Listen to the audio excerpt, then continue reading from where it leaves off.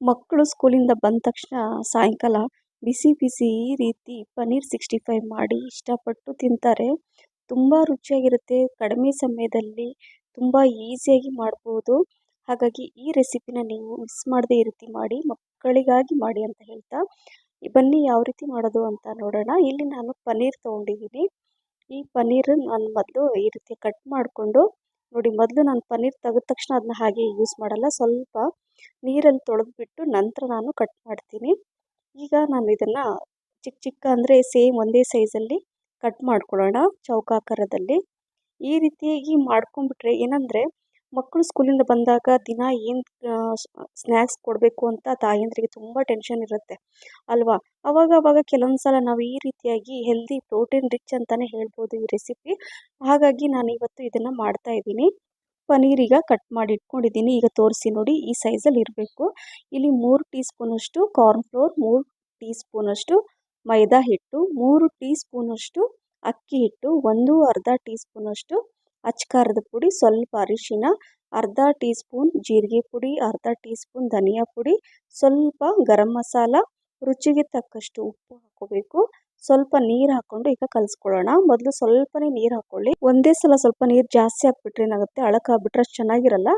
ಹಾಗಾಗಿ ಸ್ವಲ್ಪ ನೋಡಿಕೊಂಡು ಈ ರೀತಿಯಾಗಿ ನೀರು ಹಾಕ್ಕೊಂಡು ನಾನು ಈ ರೀತಿ ಕಲಿಸ್ಕೊಳ್ತಾ ಇದ್ದೀನಿ. ನೋಡಿ, ತುಂಬ ತೆಳುನೂ ಅಲ್ಲ, ತುಂಬ ಗಟ್ಟಿನೂ ಅಲ್ಲ.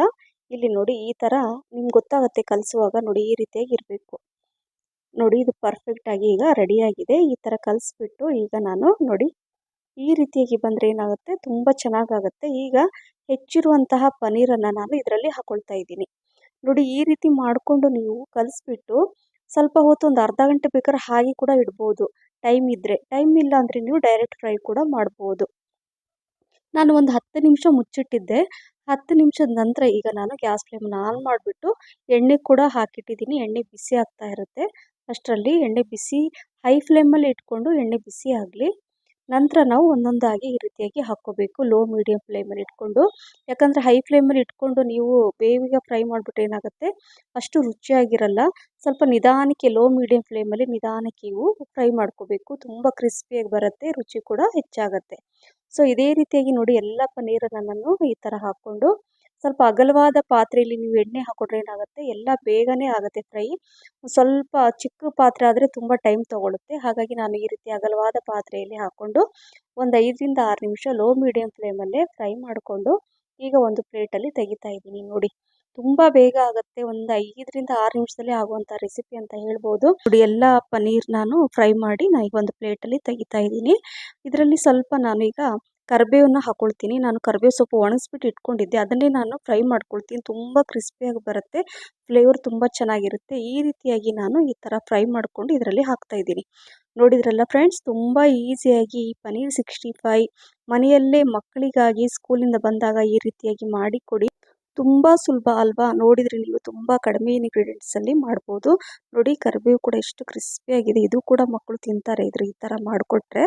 ಸೊ ಈ ಪನ್ನೀರ್ 65 ನೀವು ಮಿಸ್ ಮಾಡದೆ ಮಾಡಿಕೊಡಿ. ಅವ್ರಿಗೆ ಇಷ್ಟವಾಗುವಂತಹ ಸಾಸ್ ಜೊತೆ ಅಥವಾ ಕೆಚಪ್ ಜೊತೆ ಇಷ್ಟಪಟ್ಟು ತಿಂತಾರೆ.